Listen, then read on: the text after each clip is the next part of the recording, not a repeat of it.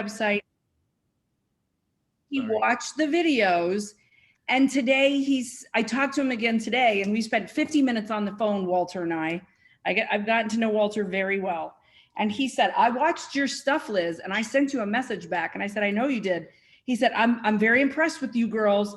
I really like the way you handled it. I really liked your information. You will be hearing from me again.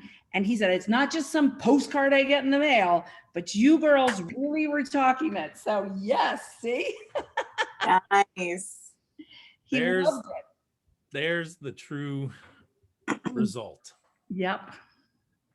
So well, and someone booked a call with Liz tomorrow off HubSpot, and we were trying to go back into REI Reply and see where, like, if they were in a list or something, but I can't find them. So somehow they got on our website, and I got to see all the different pages that they landed on, and then they booked a call for tomorrow. So yeah.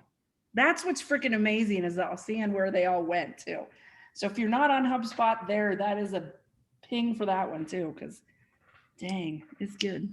So the wheels, it's starting, Shawn. We've turned a little bit. It's funny you bring that up. I'll let everybody else share here in a second, but it's funny you bring that up, right? The wheels it's like a freight train. It takes a little bit of time to build momentum. But Roger can attest to this. We've literally stopped trying to bring on any new clients for probably almost a month now, just to readjust and refine tune some things internally. And yet consistently, week after week after week, random organic bookings are happening to the calendar. Random organic opportunities are landing in the lap. Why? The flywheel. Once that flywheel gets moving, it takes time. For us, it was a handful of months. And by Q3 last year, that sucker was moving. And now it's moving so well that we don't even have to focus on it. And it moves on its own. And if we were to go back and focus on it, we're just adding more speed to it because it's already moving. We can just kind of blow on it a little bit and get it moving faster when we want it to fast. And we can let it slow itself down when we need to let it slow down, right? So I love that you're finally seeing, because that was a big question you had a couple weeks ago when we had a call, was when. And I told you, you'll know when it happens, right? Now the question becomes, who is Walter? Not who is Walter in his situation. Who is Walter the individual? And how did I target Walter? And how do I replicate and target more of those? Right. And Marie is on that because she's like, we're going 65 and older, baby. Because something caught his attention, right? And that's a case study to dissect as a marketer, that Walter is something pinged his interest. Where did that, I would trace it all the way back to the beginning and walk it through the entire step by step. And what did I do? Because it worked out really well for Walter. Now I test and measure as a marketer. I go target a bunch of Walters the exact same way and let the data tell me, was it a fluke or am I onto something here? Is what we have designed really designed for the Walters that are out there, right? Did you ask Walter how he found you? Well, and great point, Stephen, because that might be, as they dissect backwards, Liz might have to have a deeper question or conversation now with Walter. It was through REI Reply. It was one of our text blasts. And so he got the ringless voicemail and he called back because he saw that he missed the call. And he was like, where did I miss a call from? Yeah. So, really good. Something that I'll wait for you ladies to report on in a few more weeks. Well, I will. And then when they call back, I changed. I think I don't know if I said this last week, but I changed how I answered the phone. And so I say right off the bat, hi, Liz, this is Liz. How may I help you? And they always stop. There's always a pause, like, okay, first, someone answered the phone. Second, I can understand her. Third, what do you mean? How can she help me? I missed a call. And then I say to them, I had to take a copy of it today. Then I say, we are currently looking for houses in your area to purchase. How would you like an offer on your property? And so then they have to, again, pause and be like, I don't know. So we'll see how it goes. Awesome. Well, with that, a lot less FUs with that. Yes, you do. Who else has got something? Highlight, win, big sharing aha moment, something they want to celebrate. Jordan, you show up with a CAW shirt. You got to have something. Oh man, this is like an undershirt to my polos for work. So it never comes out until I'm like all hot and sweaty from my polo and I got to take it off. So these have now become undershirts and I'm sure you'll appreciate that. So yeah, we're working on something really big right now. It did really, I don't know if it, I guess it did come from our marketing. We've had a couple investors kind of watching us churn them out all year long, rental properties. And they have a portfolio of about 20 right next to where I work. They're mostly, well, they're all multifamilies. So there's a 6-unit building, a 5, a couple 3s and 2s mixed in there. And they've been watching us and finally reached out to us. And first of all, they want to loan us money on our next project. So that was pretty cool. And then secondly, they have families and they have been in these properties for about 5-6 years and they don't want them anymore. And they're like, really, really good properties. They pretty much, they're turnkey and they're fully rented. They want a hefty price out of them, but they are working, their loans are with a local bank who is absorbing our bank. So they're buying our bank. And we are working with that banker to try to keep that loan in place, take it over, reappraise them, cut them, cut the former owners a check, whatever the difference in the purchase price compared to what their current loans are. And it's about So how did you guys come to find them or them find you? a lot of social media. I feel like getting out there and doing the videos. We've crossed paths with the owner of the company a couple times when I think Jacob's been looking at the same properties as him on multiple occasions. So rubbing elbows with them at properties, which they ended up buying and we didn't. But still staying active on our social media and going and doing the property walkthroughs and all that stuff. We're in a small town. It's not very hard to get seen here, and there's only a handful of really investors that are super active, people that are doing more than 2-3 deals a year. So they approached us, and they want to loan us money. So they're hitting us with about a $50,000 loan to finish up a project on July 1st. And then we're trying to take over these properties. And they are going to essentially double our portfolio and double our income. So really good point right there. I know not everybody on here is in a small town, right? Small town. John, May, you can probably the only other one on the call that's really in the small town category. Yet something to take away from what Jordan's saying is these guys pay attention, right? On social platforms. I would not be surprised if these guys not only paid attention to them on social media, but checked them out on a website. And the fact that it is a small town and they look professional in their interactions in person and online, right? That 1-2 punch that just separates, wow, this is a small town. These guys are pretty serious. Because you correct me if I'm wrong, Jordan. I kind of know my own answer here just because I know the area. You could probably get away without doing half the stuff that we teach and still be successful where you're at. Yeah, that even brings us back to the one little thing that we did when we started geocoding images, and people, that one little thing like doubled our, people coming to our website just by that one little thing. So yeah, you're right. We probably don't have to do as much, but because we do, we get noticed more. Mm-hmm. And I think too, we're doing something different than the other people in our market. We are very high. We're pursuing rental property at a very at a high pace. Our competitors are more like flippers. So these guys have a pile of rental property that they don't want anymore because they've got kids and wives and they hate their property manager and they want to get rid of them. Well, you can't go to the big dogs because they don't really even do rental property, but we do. And that's what we've been putting out this year too, over the last 6 months, that we're taking down a lot of rental properties, and here we are. So the big thing to take from that is, even though other than John being the only other one that's really in that small town category, those of you that are in big town, right, larger areas, especially cities, Kim, Liz, Marie, Phoenix, right, Hey, we're a city. larger metropolitan areas, if you're not doing these things, do you think you even stand a chance?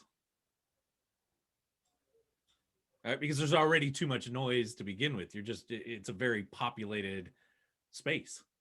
So these are the I must do's. Whereas for John, Jordan, Jacob, you guys are smaller. It's that little bit could be the separator in there. Liz, Marie, why is their video series such a that was the greatest thing when they decided to commit and put in all the work to do that, because in a very crowded marketplace like Phoenix, that's a separator now, because not many of their competition has gone that deep into a digital presence of things. Awesome share. Awesome takeaway there. Anybody else got anything real quick before we kind of shift into some stuff? No, nobody else. Liz, Marie, and Jordan are the only ones doing business. Oh, sorry, Jacob, you're also on. You're in there. If you don't, I want to like add something to kind of what Jordan was saying there, and you as well, Shawn. Like you're saying, like doing these small things, and the small things are, just the small things, and we don't know how to. Jordan and I don't know how to measure these, but maybe y'all do. And there's just some of these small things that are actually working. Compoundedly better than other things, like Jordan mentioned, that geotagging, just something as small as that led to like 3 or 4 deals for us, like in the first quarter, that we closed on. So like, again, just like whatever one small thing that is maybe has like a tremendous effect. And it, like, again, we don't know how to try it, but we kind of maybe traced it back to, that, because once we started doing that one small little thing, it started generating like actual like people like Googling us and finding like Jordan said, we're buying rentals. Like people know, and certain areas that people aren't flipping houses, and they're not intentionally not calling our competitors and whatnot, but they dial us right up like, hey, I have a rental I want to sell. And pretty good rentals at that. Like I just moved to Florida and I've been renting this house for 7 years. I just put everything brand new in it. Would you like to buy it? It's just that one little small thing that we found that worked.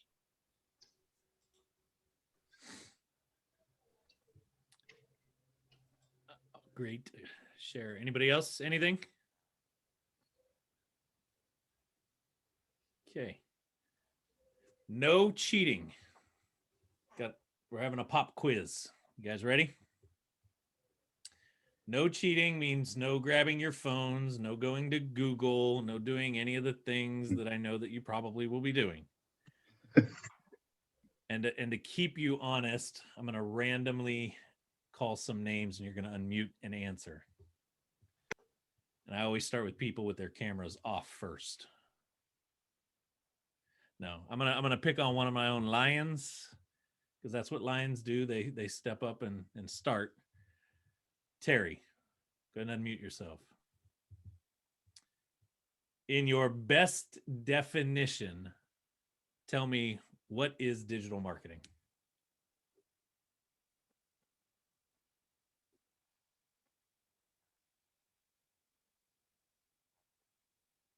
Man, Everybody else, no Googling, no cheating. I see you pulling up the Google search there, Kim. digital marketing is just going out and hitting the different platforms in regards to how you want to try to market your business. I What do don't you know. mean by different platforms? You're not far off. What do you The mean by? the different social media platforms. Okay. Kim, since I think you were Googling, put you on the spot. Go ahead and unmute. I really wasn't. I want to say it's the opposite. You like sending direct mail, paper, digital would be the opposite of that. So what do you mean by that? Um, email marketing, like what Terry said, marketing via social media posts, running ads on Facebook, maybe pay-per-click, Google, stuff like that. Okay, pretty good. Which leads me to the second question. Sophia, go ahead and unmute. That face. Yes. In your best guess, give me what you think would categorize or fall in the category of types of digital marketing. Types of digital marketing.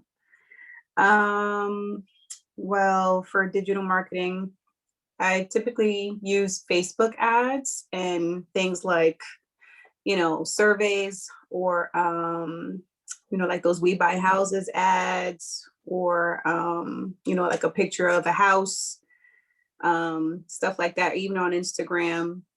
I think even on Facebook or Instagram, you can target specific groups and people. So that's it. That's all I got. Okay. Yvonne. Don't worry, guys. You're not off the hook. It's coming back. I'm going to say digital for me is anything online, like doing ads, whether it be Facebook, LinkedIn, Instagram. Okay. Stephen, types of digital. What classifies as digital marketing? Anything that's not paper or analog-ish.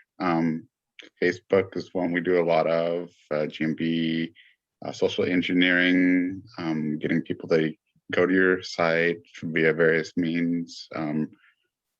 Probably not radio, but it could be, I guess. But no, I mean, just any way that you get electronically someone to engage in your product or not engage. I mean, there could be a lot of different pieces. Anything that's digital. Okay. John, next question. What is the leading benefit to digital marketing?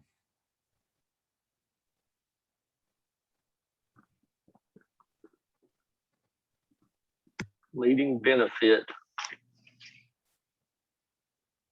I would say accessibility and speed. Pretty good ones. Liz, benefit. Branding ourselves, getting our brand out there and awareness of who we are and what we do. Okay, pretty good. Just because you raised your hand, I'm not going to pick on you now. Go ahead, Jacqueline.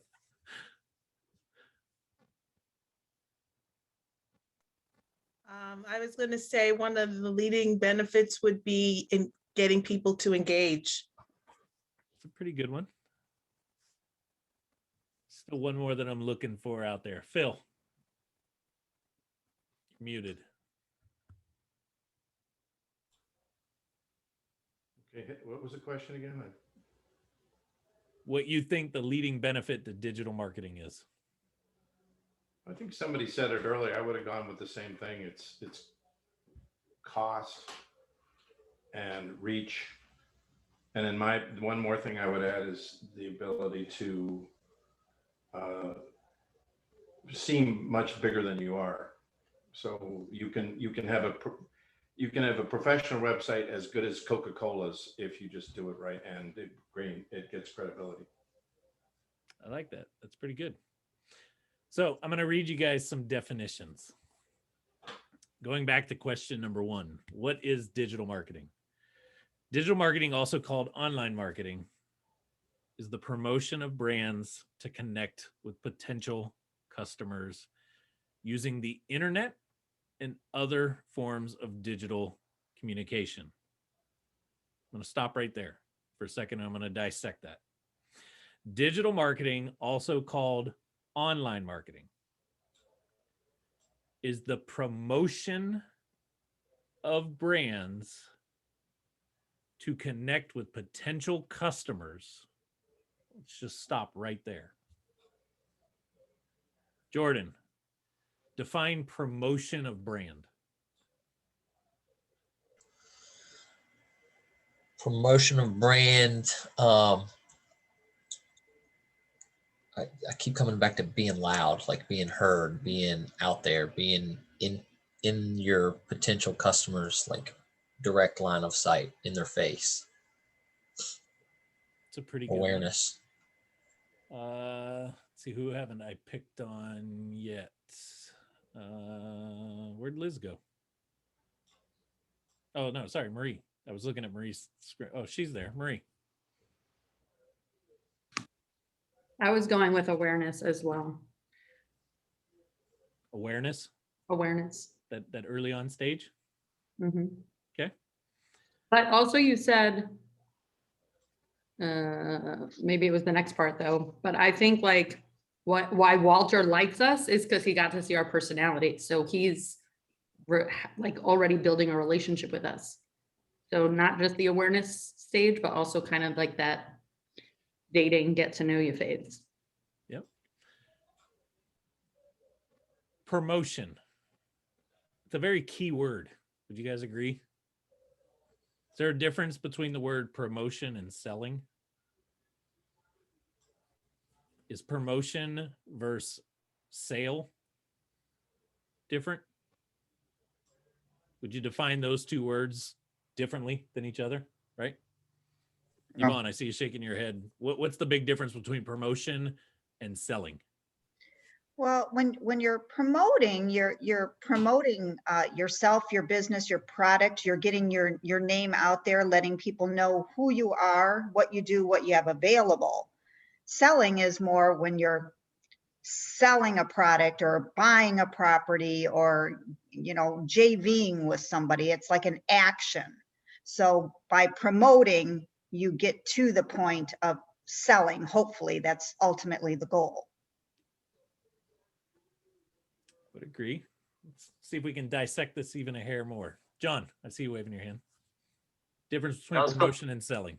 I was going to say, when you promote something, there's value to it. So I think promotion brings value. Selling, sometimes it might not be value. They don't know. But if you're promoting a brand, there's value to that brand that you're already have either shown or demonstrated already that they can connect with.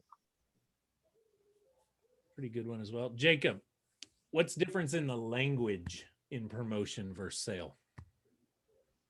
Think language. For sales guy. Promotion would be pre-selling. So promoting is what you do before you actually start turning it into dollars. Selling is actually turning, taking money from somebody. So like you can promote online ads like all through Instagram about, some Nike shoes. They're promoting it. Selling is when you actually, once that converts over, that's promoting is before, selling is the effect of it. Somebody actually click on it and give you their credit card number. So promoting is, the advertising of your business, the advertisement of your product, the advertisement of your service or whatever. And then it's turned into a sale after that. Okay, but let's think language here for a second. Liz, back on the spot. Language pattern in promotion versus language pattern in selling. What's really the big difference? Well, in promoting, I want to say it's pumping up. You're pumping your product, yourself, your brand. And selling, I want to exchange money with you for my item or something, or your item. So now I'm buying something versus before I'm pumping it up. I'll do my jazz hands all day long. And then by selling, by then I'm exchanging. I have an exchange, I guess is what I'm thinking. How many of you guys think, let me ask this, promoting, are we focused on information of value, or are we focused on features and benefits?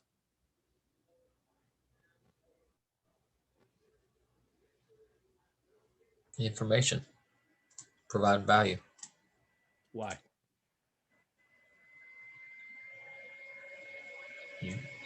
know, like, and trust. You got to get them to know, like, and trust you before they're going to buy your stuff. You're educating them on what you can provide and the services you can offer. So the thing keeps sticking in my mind is selling. You're trying to convince them. Promoting, you're not. You're letting you're presenting the benefits of them working with you or whatever it may be that you're doing. I love that one right there. Selling, right? Selling is forcing. Selling is pushy. Selling is trying to convince. Whereas promotion is more just information, knowledge, right? Would you guys agree with that? So digital marketing, going back to the definition, also called online marketing, is the promotion of brands connected with potential customers. So are we pushy, forcing, or are we just information, value, knowledge? Benefits are okay, right? Features from an informative standpoint makes sense in there. Would you guys agree with that? Yes? So would you say, you say one's a little passive and one's more aggressive? Absolutely. Okay. Selling, when I'm selling, right? And as a salesperson, I sell, right? All of you guys are on this call because I sold you. Sales is not bad. Selling is not bad. Right? Selling to me is actually connecting a product or a service to a person of need, right? Bringing two things that make sense to be together, bringing them together. That is the job of sales. Promotion is about raising the awareness level, turning on the light bulb of that person so they see why they need what's over here. Building a rapport. Think of it this way. Promotion is about turning on the desire or the realization of need. Mm-hmm. Nobody needs what you have. I got what you need. Nobody needs it. At the end of the day, nobody needs anything, right? But they eventually get to a point where they want what you have, therefore they feel like they need it. I don't need a Lamborghini. But man, when I see one drive by, do I want one? Absolutely. I want one. That's a great looking car, man. I want that, right? But do I ever need one? No matter how much money I ever have, do I need a Lamborghini? No. But their promotion of Lamborghini, the promotion even of it just on the street by somebody else, turns on this desire that says, I want that, right? The promotion of Lamborghini didn't sell me. It's the fact that I see it out on the streets and I see it driving and the wow factor and everything else. That sold me on it. The promotion, just knowing that it even exists, knowing it that it's this high-end car, their commercials, their other stuff, right? So digital marketing is about promoting a brand. That's phase one to think about. Phase two of this definition is using the internet and other forms of digital communication. Well, we already know how you use the internet. Google, website, search engines, right? That's a form of digital. But it ends this definition with other forms of digital. So let's unpack that for a second. What is really a other form of digital? Video. Video is one. Marie, what did you just mouth? Emails. Email, digital. What else? SMS, radio, TV. Text, yes. What else?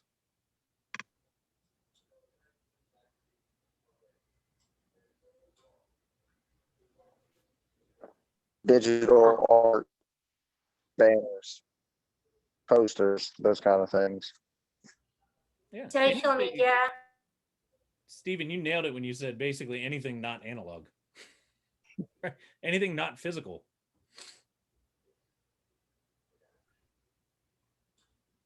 So when we look at digital marketing, right? Top results, we are a digital marketing firm. Is it only just about your website? No. Now, I don't want to go down that track just yet, but the website component of it becomes a very strong kind of anchor, right? And all these, if I had my whiteboard in front of me, I'd draw it for you. But think of the website as kind of like the hub of all of this, and all your digital marketing assets around it are what kind of feed into that, right? And that's why the website becomes the centralized hub, and where it should all eventually work itself into. The website is your storefront. I think I talked about this, 2 weeks ago. It's the store. I got to get people in the store. The store houses my products and service. The store houses the things that they can take advantage of. That's my website, right? But all these other forms of digital marketing, and now I'm looking at this definition, and then we should be thinking like, okay, it's about promotion, it's about knowledge, it's about everything else, not forcing, not convincing.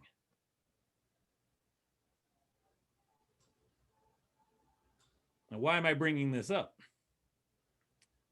Liz and Marie, I'm gonna use you guys as the example because Walter happens to fit this perfectly. Let's find out in this journey right now how many points of contact, so to say, were formed from digital. What was the first thing that pinged, first touch point Walter went through? Liz or Marie, you can answer. Well, Marie, do you know, it would have to be whether she emailed him first and at the same time he gets a text message, and then he gets another text message, and then he gets a voicemail. Okay, so let's stop right there. First thing out of the gate was what? I think email. It should be email. So an email went out to Walter, right? Is that digital? Yes. Absolutely. Then what pinged him next? A text message. How much time between that?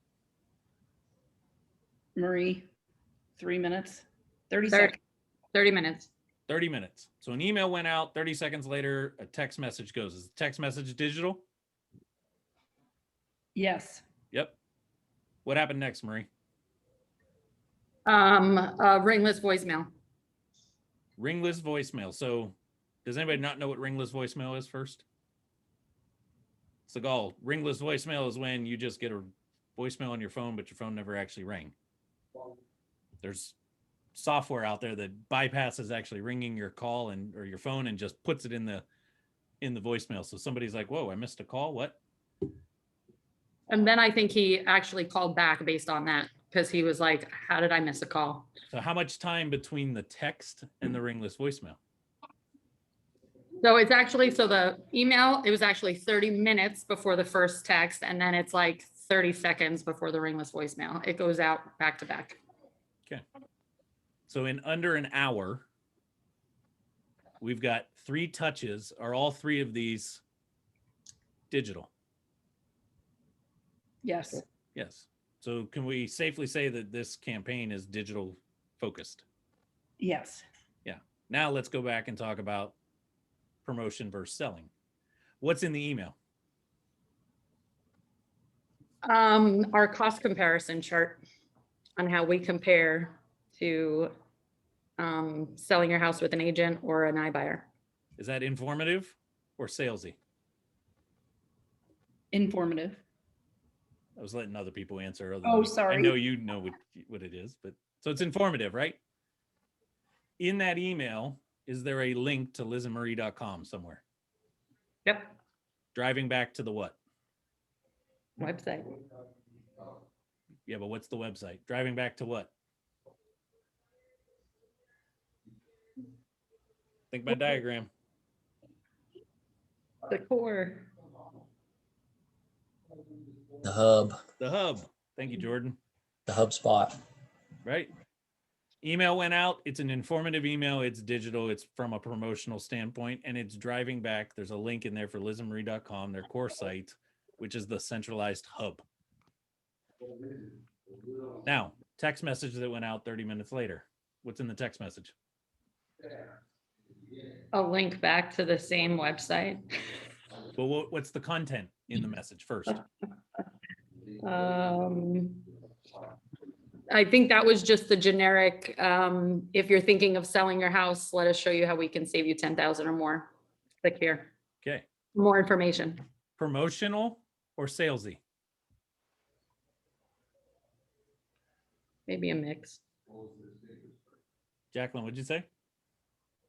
I said sales. Why are you leaning on the sales side?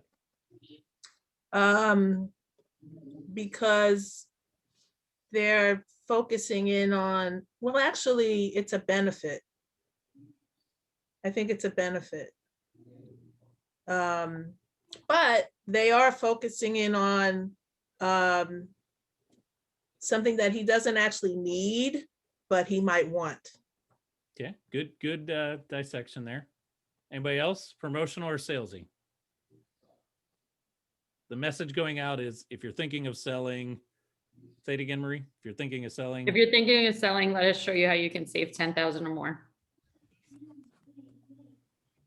I think it's sales, because anytime you talk about dollars or discounts, it's maybe sales like as I'll agree to a portion.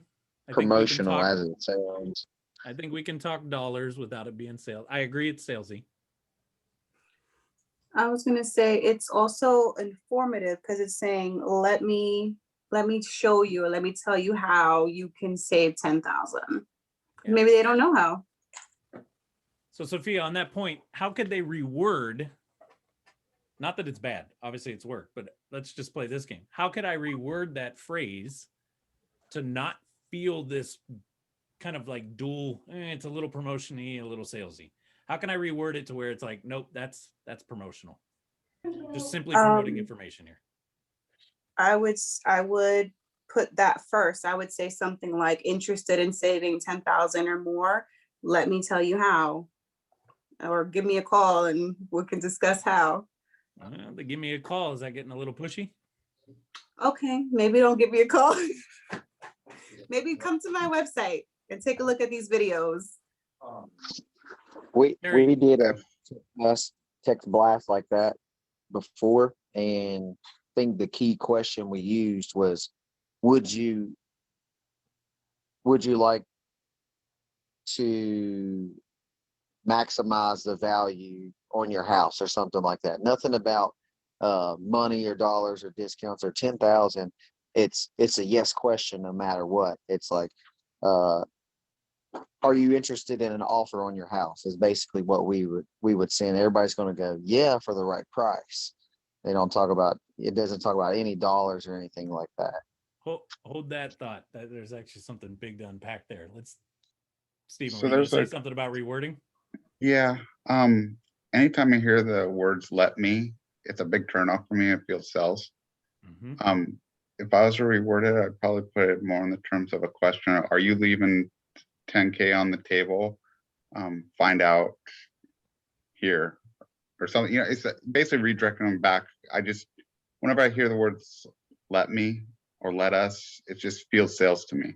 Here, let me tell you what it exactly said to him. It says, hi, Walter, Marie here. If you're interested in selling your home hassle-free, watch this free 4-minute video. And then it has the lizandmarie.com/save now to help you save 10,000 or more. If not, simply reply stop to unsubscribe. That's the first one that goes out. And then there's a voicemail, and then there's another one that goes out straight after that. Okay. That's totally different from what the other that Marie said. I didn't remember it off the top of my head, Stephen. How many of you guys just like completely shifted all the way to that is stone cold salesy, man, on that message? Read it again, Liz. Okay, let me go back to Walter. Hi, Walter, Marie here. If you are interested in selling your home hassle-free, Watch this free 4-minute video with our website to help you save 10,000 or more, exclamation point. If not, simply reply stop to unsubscribe. Push, Now, push, push, Push. push, Okay, but I push, want to right? say something. That's Marie. I think this is the first, we changed the text message, and I think this was the first campaign that changed it, right, Marie?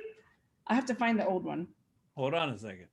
So how do we, taking now that you hear the exact message, who thinks they can figure out a way to reword that where it's not, because it is very pushy, right? Okay. If you're interested, well, who the heck are you texting me? I don't even know you. What are you talking about if I'm in it, right? I'm already starting to feel a little standoffish, to Steven's point. Go and watch this 4-minute video. Pushy. What do you, I got to give you 4 minutes of my time? I don't even know you yet. How do we reword that? Create the intrigue. Make them want to go there. So how would you do that, Steven? Give me an idea. I'd of how ask you them. reword Well, it. I'd ask them the question: are you leaving 10 grand on the table if you were to sell your house? Or I put it in the form of like, hey, I'm missing out. Am I actually missing 10th grand, or am I losing this? Create the intrigue there. Mhm. I see where you're going. Wouldn't you also want to like filter the person out in the text message as well? Because you want to filter down to get only people that really want to sell their house. What do you mean by that, John? Because I don't want everybody to come to my website. I just want people that are ready to buy to come to my website potentially. So asking that question, you want to be a little salesy, but you want to filter a lot of people out as well. I don't know how to say it yet. That's why I'm here. You guys want a little ninja trick on how to be salesy without being salesy? How to be Sure. salesy? Push them with to your promotion? website. Do what, Jacob? Push them to your website. No, that's sales. If I'm pushing somebody to my website, I'm forcing it, right? I'm pushing them there. I want them to go there naturally because it's just a simple promotion and they're intrigued enough to want to do it on their own. Liz, Marie, how many deals have you guys done in your real estate career? Combined. The two of us. Yeah, between the two of you. 20 to 25 for me in my career. About the same for me. Okay. So across 50, 60 plus deals, you guys think a time or two you've saved somebody $10,000 or more by them selling to you? Well, I've saved them from losing their house and going into bankruptcy. Right. Yep. So it's safe to say that in your almost 60 something deals combined, you've probably helped somebody make $10,000 or more, or keep, not really make, right? Keep $10,000 or more in the process of going through selling their home by working with one of you two or you two together, then go on a traditional route. Yes? Yes. Who's ever heard of third partying? John, what do I mean by third party? Where you can use somebody else to show the point without you selling to them. You get somebody else to do it for you. It's kind of like setting the stage for you. Absolutely. If you don't understand what he was just saying, you don't understand what he's meaning here. We're using a different situation to drive this point over here. So Liz and Marie, they've helped somebody along the way in the 60 plus people that they've worked with. They've helped somebody, whether they know it or not, they've helped somebody put $10,000 or more back in their pocket, keep it in their pocket through the process of selling their home. So instead of asking the question of this person, right? Instead of me putting John on the spot, hey, John, do you want to keep more money in your pocket? Hey, John, do you feel like you might not be keeping this? Hey, John, right? I'm putting pressure on John when he's reading this text message. Instead, I take it away. The text message is still going to John, but instead of that message is something like, hey, John, this is Liz, or hey, John, this is Marie, or hey, this is Marie. Just got done helping Eric put $10,000 in his pocket when he sold his home. Click here to see how we did it. Go here to understand how Eric just saved $10,000. Now, does John feel any pressure that I'm coming after John? Does it feel like I'm promoting something that my brand just did and John's an ideal candidate for this? And I used Eric to drive the point. Check out our case study on how we help X save 10 grand. Absolutely. Because when they get to the landing page, right, when they click to the landing page now on the site, and is that bringing them back to the core hub? Yep. Bringing them back to the core hub. Liz, Marie, you guys correct me if I'm wrong. That entire first 4-minute video, it's all what? Information or sales? Information. It's all information. They literally break down the chart that was already sent in an email. Mhm. But it's now with their personality. And is it video? Mhm. Is Yep. that a form of digital promotion, digital marketing? Is it them being themselves? Yeah. Liz being her crazy, and Marie being her quirky little, funny, sarcastic person in the background. It's the Liz and Marie we all know because we see them on a weekly basis. Is that promotion of a brand? Them being them? Absolutely. Then from there, what happens next, Marie or Liz? They watch that 4-minute video. What's the next process here? Subscribe to the ebook or video series. So we have promotional offers. Because the ebook is what? Information or pushy? Information. The ebook is just an electronic version. Is that digital, by the way? Ebook? Yes. Yes. Full of information, promotion, continually to build this trust and rapport with them. No sales, right? No call to action saying, I will do it today. It's here's how, here's knowledge. Or the video series for those that would rather watch via video. And we've already identified that video is digital, right? And correct me if I'm wrong, Liz and Marie, this all happens on the website. Yes. Yes. With a form that they have to fill out and provide what? Email. Name and email. Even though I've already got his email because I emailed him, but do I sometimes get a different email, AKA the better email at That this happened point in in the his journey? Yeah, that's true because we don't always get the best emails. So the emails are crud usually. How much role did the website play in this whole thing? It was the center. It was the hub. It's the hub, but what role did it play outside of that? Well, it's everything. I mean, it conveys the information without us having to convey it every time. I mean, could you imagine if you have to send the thing to every single person? It's all right there. You can get everything you want on that page, on all those pages. How did we get Walter to the website? Well, actually, he didn't go there until after the conversation with Liz. But once he got there, he literally replied back to our email and was like, wow, I'm really impressed with everything that's on your site. I love you ladies. And yeah. But I'll say I followed up with him right away. I told him I would send him. Well, I said, I'll follow up with you. And then I said to Marie, I'm going to send him an email thanking him for his time and speaking with him. He was old school. So, he was good.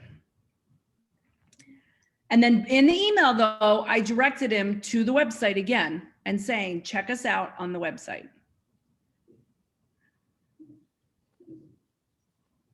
How many components are part of this campaign right here?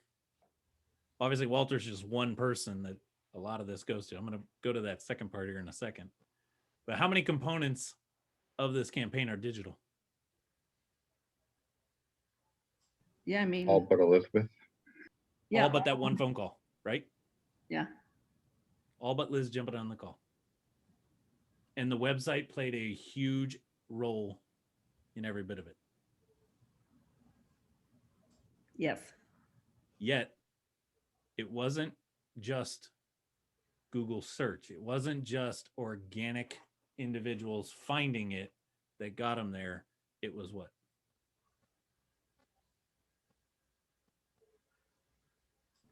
Well, it was us promoting it. It was you doing digital marketing.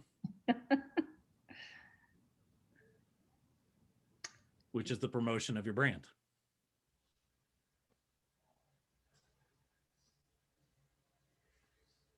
You guys catching where I'm going yet?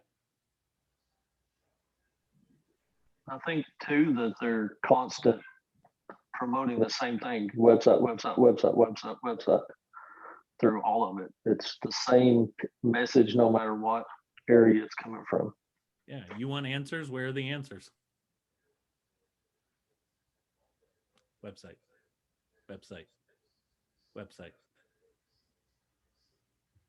Which brings to the let's go to the definition of benefits.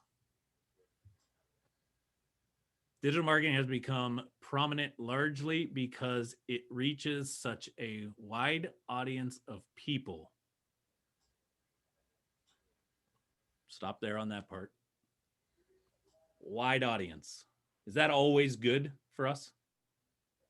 Think as a marketer, is a wide audience always good?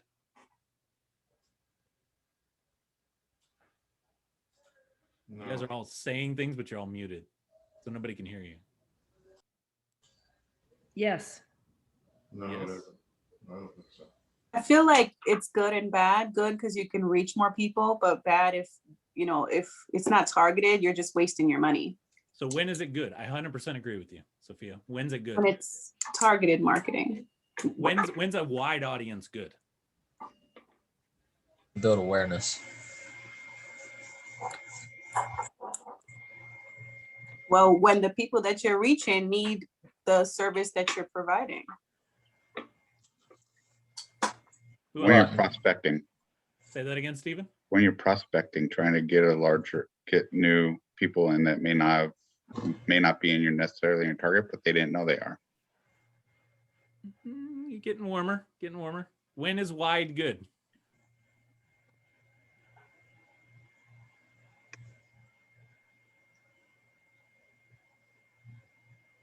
Jacqueline, I see you thinking really hard. I am. You see the smoke coming out of my head? I think it's good when you have nothing. Ooh, what do you mean by that?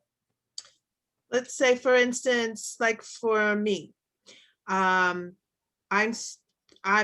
starting to become the marketing partner of my, partnership with Maria. And so kind of starting from scratch. So I haven't really focused yet, but by having a wide audience and then tracking the responses, I can start to filter things down a little bit. But I'm putting my awareness out there to a bunch of people who don't know me and I don't know them. So is it safe to say a wide reach, a wide net is really good when we're not quite sure what we're fishing for just yet? I think so. When we're not quite sure who the ideal, like what exactly is it, right? Think digitally, think the side of the business that that Mr. Google Nader over here runs. If I'm not quite sure what people are searching for, if I'm not quite sure what is the thing or the things, the phrases that I need my brand showing up for, I'm probably going to go after a little bit more, right? A little broader. Yeah. Piece. I think so. So digital gives us that ability to be able to go broad really fast, right? Compare a broad digital campaign against a broad direct mail campaign.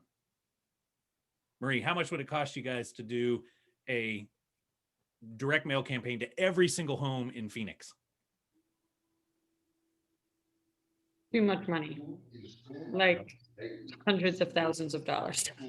But could we potentially, with the right digital campaign build out digitally hit almost all of Phoenix for a fraction of that cost. Yeah. Sure. Now, is that always the best strategy? No, which is the second part of this. A wide audience of people, but it offers a number of advantages as well. These are a few of the benefits.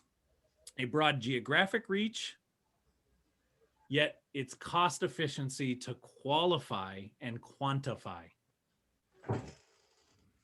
So it's cost effective to go broad, but what it brings is a quick ability to qualify and quantify. That means narrow down, right? Mhm. Filter down, niche down to things. And easier to personalize, more connection with customers. The personalization is what Marie and Liz added into that text. Would have gone even, you can go even a deeper piece when we use personalization like Walter's name. Hey, Walter, this is Marie. If I had to do that physically, right, with a postcard, I got to write every name or every letter, or I got to set up a mail merge, right, and do that. And there is that capability out there, but does that become a little more time consuming, a little more costly? That's a big benefit of digital. Digital allows us to become a little more personalized. The more personalized we can get in our digital message, the quicker we're building the know, like, and trust. The faster we get the Walter responses of, man, I love you ladies. I love everything that there is about you.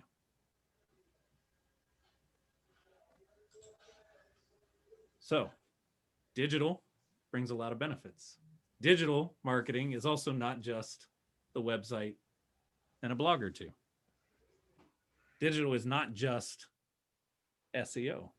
Digital is this whole well-rounded element of things. Any idea, Liz, Marie, is Walter social media type? Did he say anything about getting on your Facebook or Instagram or anything like that? You know, in everything I've talked to, I know a lot about Walter now. He has not mentioned that. Okay. But definitely like the website.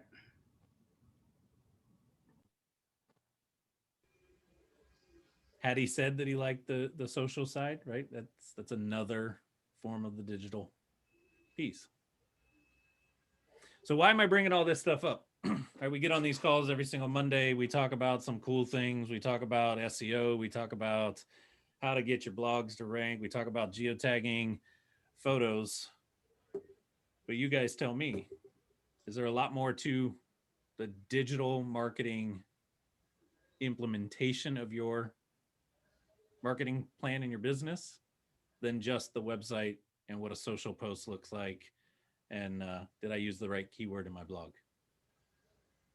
How many of you guys agree that there's a lot more to the digital side? How many of you guys feel like you're doing a lot of the digital stuff really well?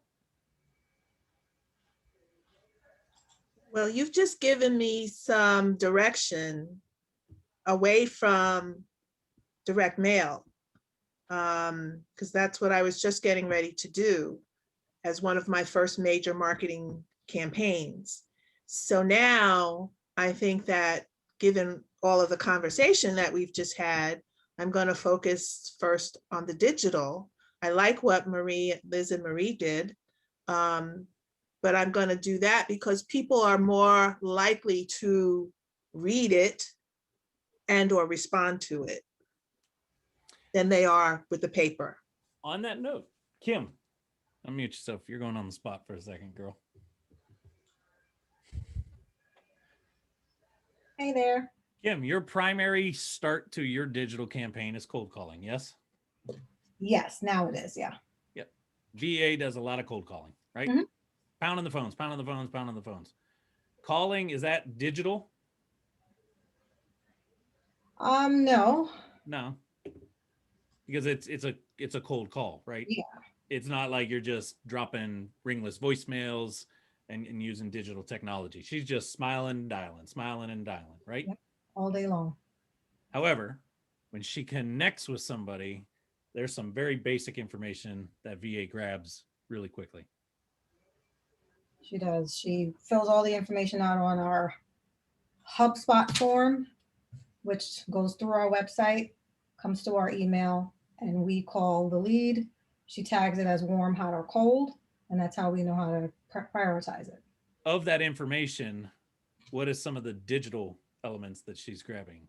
Email, one of them? Email, yes. When she- Address, another one? Addresses. Okay, so Correct. address is not digital. Email is digital, right? Mhm. But Jacqueline, here's to your point.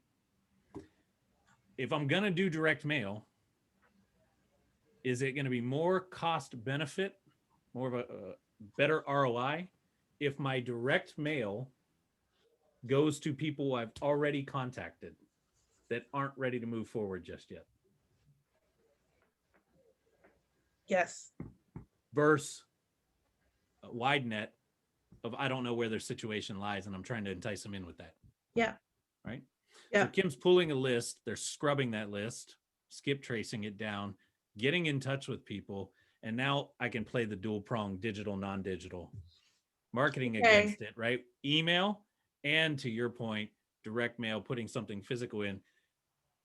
I don't think you were on the call a couple weeks ago when Kim showed her form, but one of the questions that the VA's answering on there is cold, medium, or hot as far as their lead.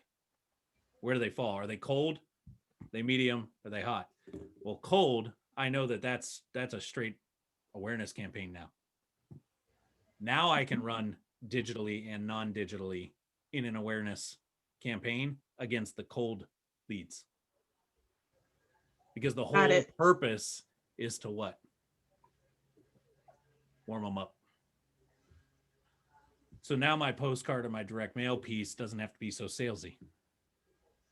It could be more of an awareness level thing that's just hitting them every couple of weeks in their mailbox, right? And more of those will end up converting than 7-8 touches of cold traffic, cold cards to a cold mailing list. It's going to give me 1 to 3%. Okay, got it. That's a good tip. But I'm also playing the digital side. Right, right. Yeah, that's a really good tip. The other thing is what's at the core of all of this, even offline. Mm-hmm. Where should those postcards or letters be driving somebody to? The phone or online? I would think online. Online. Online. 100%. Mm-hmm. You just shifted my focus in a whole new direction. In Liz and Marie's case, if they're going to drop direct mail, let's say they run a text blast campaign and there's 35% of the people that open it but don't engage. They never text back. Mm-hmm. If they had the address to those 35% of people that open the texts but don't respond, could they do a retargeting campaign offline with letters and postcards? Because I know you're opening my text. Now it's worth me. You're paying attention. You're not unsubscribing and you're not telling me to stop, but you keep opening my text. Guess what? Now I can hit you with some postcards, some direct mail. And is my cost per piece going to drop because the ROI is going to go up? Yeah. Yeah. So definitely don't hit them with direct mail first. Absolutely not.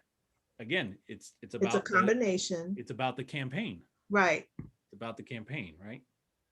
Digital allows me cheaper, wider than wider, and then I can filter. Correct. Mm-hmm. Now that letter, let's say Liz and Marie do add this element into it, where they start dropping a letter or a postcard on it. A postcard would actually work really well, probably for their situation. Again, keeping in mind that third party, how did Eric save $10,000 when he sold his house to us? Blah, blah, blah, blah, blah. Maybe that postcard's just all about that. Mm-hmm. And a website on there, lizandmarie.com/save now, takes them to the landing page with the 4-minute video. Awesome. Think more are going to go to that than picking up the phone to call me? Yes. Absolutely. Yes. And I'm sending that direct mail, leveraging digital technology that honed in, right? Let me go wide to then bring me down. I mean, you have to think about how you behave when people approach you with things they're trying to get you to do, right? I try to avoid the phone and I'll go to a website first rather than engaging with them on a phone. I mean, it's just human behavior, right?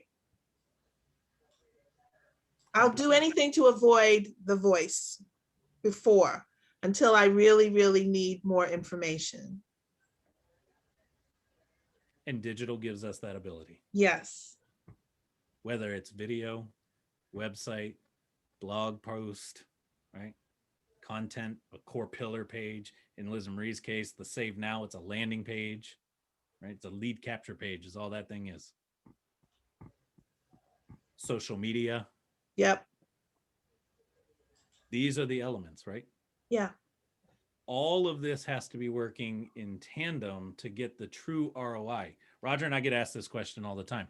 Hey guys, I'm getting traffic on my website, but nothing's happening.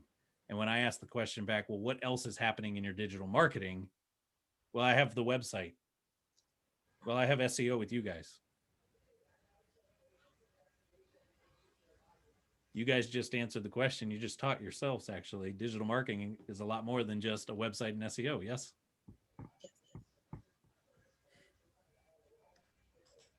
A website and SEO alone will not generate conversion.